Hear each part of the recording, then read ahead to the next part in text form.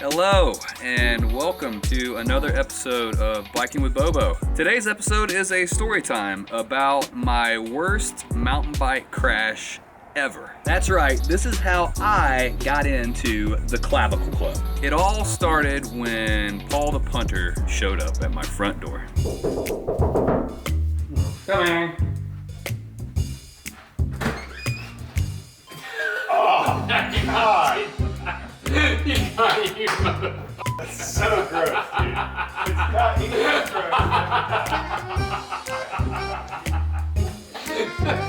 All right. It's so gross every time. Look now. He doesn't try to last, though. Give him that. He should have known better to just show up and knock on my door. There's a good chance I'm gonna be wearing something kinky or doing something kinky. Oh my God. Come in, buddy. Hey, buddy, I thought it was just Steady coming over this morning. It's me. What? And in case you guys didn't know, a few months back, Paul surprised me with a free trip to Canada where I got to ride Whistler.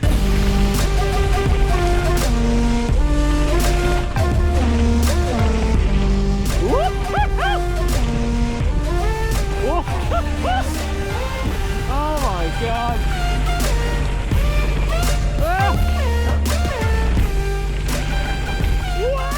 So he figured, what better way to follow that up than with a trip down to my neck of the woods. Where did that come from? So we headed to Knoxville to hit up one of my favorite jump lines, the Devil's Racetrack at Baker Creek. You're in Bristol, he's going to Knoxville.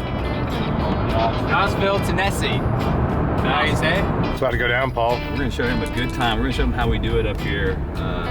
Exactly how many fingers are going to go into my butthole? Well, I mean, one bit.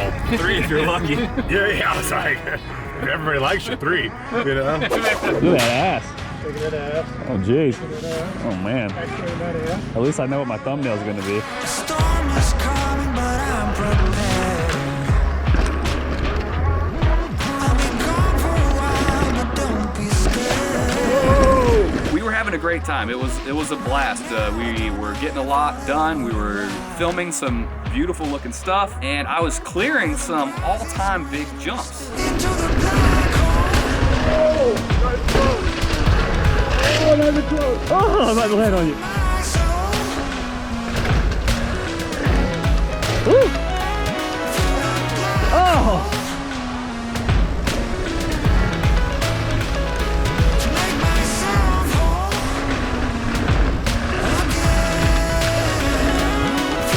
Black hole. Oh, yeah. To make myself whole. And that brings me to the crash, which is why you're here.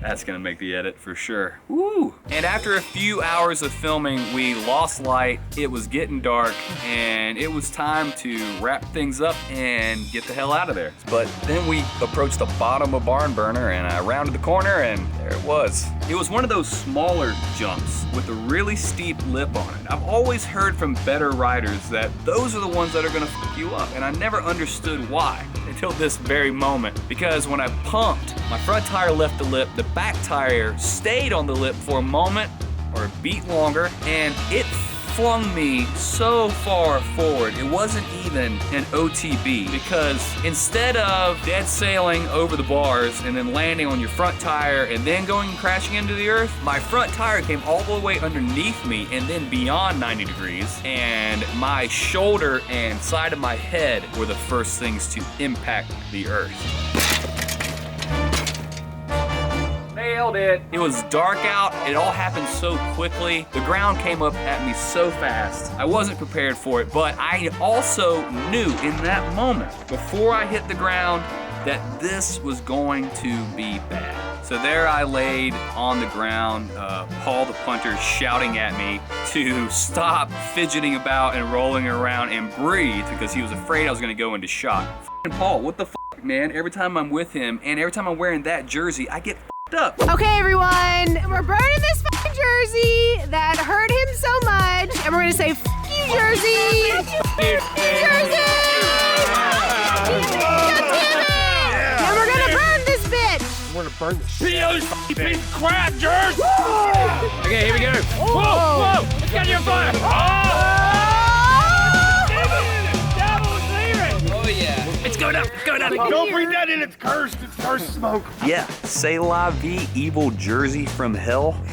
All right, where were we? Oh yeah, took a while to get out of the woods, even though we were at the end of the trail, but we finally got to the parking lot, and that's when we had to reevaluate things. You haven't taken your helmet off yet. Can you try to take that off? So the original plan was to drive 2 hours back to Asheville and go to urgent care, but it was gonna be closed by the time we got there. Yeah, you took one right to the side of the head for sure.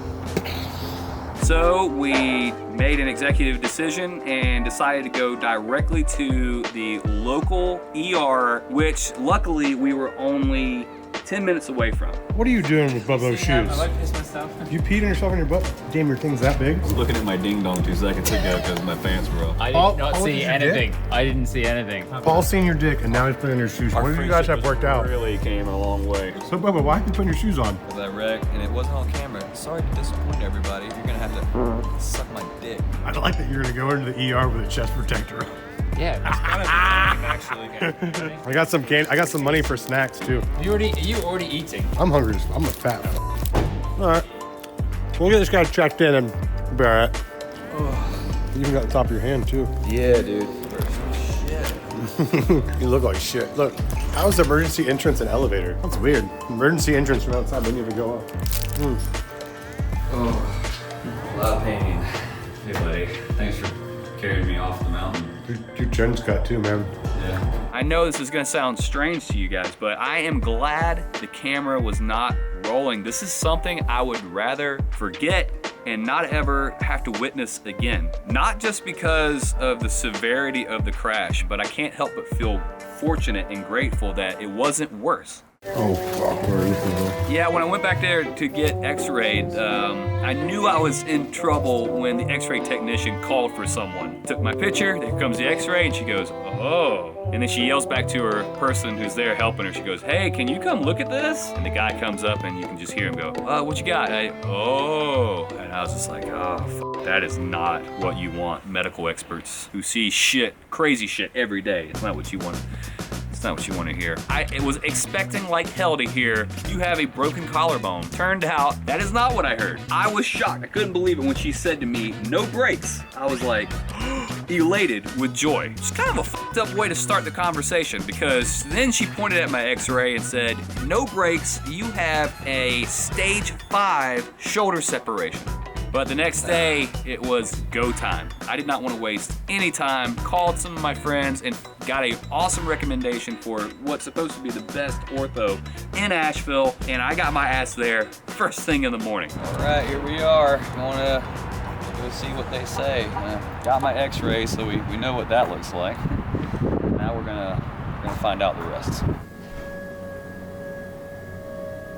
Did he just really say I can't ride a bike for 6 months? 6 months. That's what I heard. That's weird.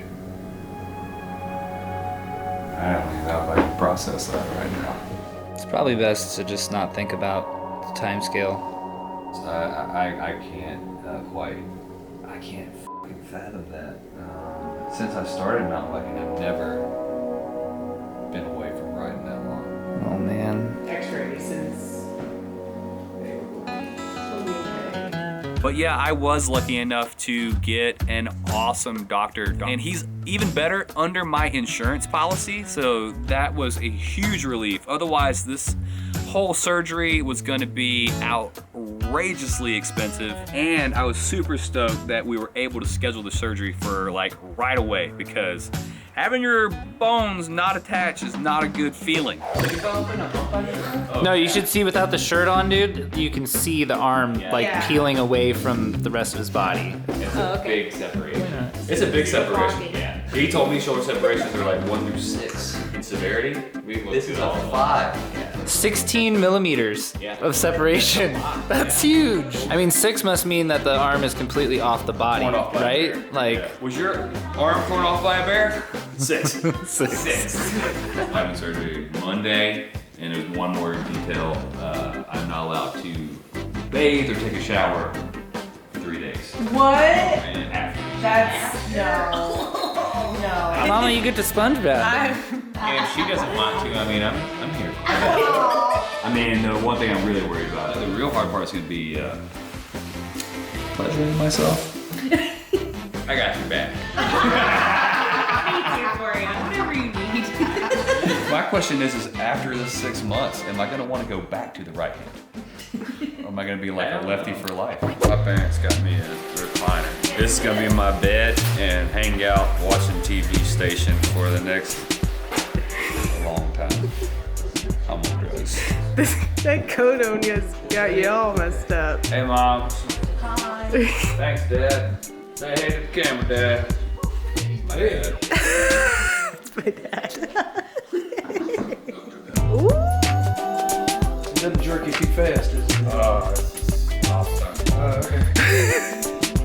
So yeah, I couldn't believe it. The day that I went in for surgery, it was, man, more apparent than ever that this was really happening to me. I was about to be put under, cut open, and operated on, and it was an emotional day. All right, it's surgery day. Here we go. My mind was racing, but all I knew was that I was just gonna be stoked to get put back together again. And just like that, it was time for my surgery.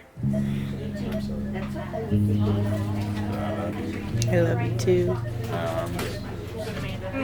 No, Good. I had to shave my chest. Oh. I told him the Robin Williams joke. And my chest looks like Robin Williams' knuckles. Still got jokes. It'll be alright. Yeah.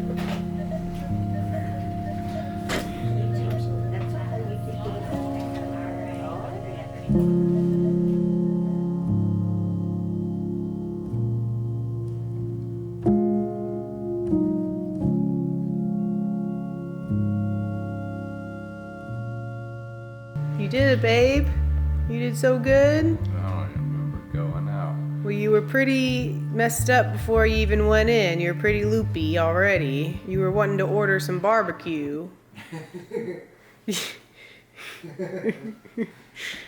Luckily, the surgery went awesome, but I still got a long ways to go. 6 months. And yet the whole time while I was in there, I couldn't help but like get emotional and think about all these people out there that have it way worse than me. Some of them in a permanent type of situation. And I just couldn't imagine what that is like. My heart goes out to anyone like that. It's tough. This is a trying time in my life. But I'm ready for it because I'm surrounded by great friends. I have an awesome family who's gonna take care of me. And I have you great people who aren't going to go anywhere. I'm not gonna go anywhere. In fact, this is just another kick-ass scar on an awesome collection of scars. Thank you all for all your awesome words of encouragement and all the people who have reached out to me. Thank you. Also, I'm gonna have to get real creative with the content because obviously I can't ride. So I'm gonna need some help coming up with some creative new episode ideas. If you guys have any episode suggestions, hit me up with those in the comments below. I'd love to hear from you guys, and yeah. Thanks for watching. Don't forget to like and subscribe, and I'll catch you next time. You've been biking with Bobo. Peace. All right. See you guys later.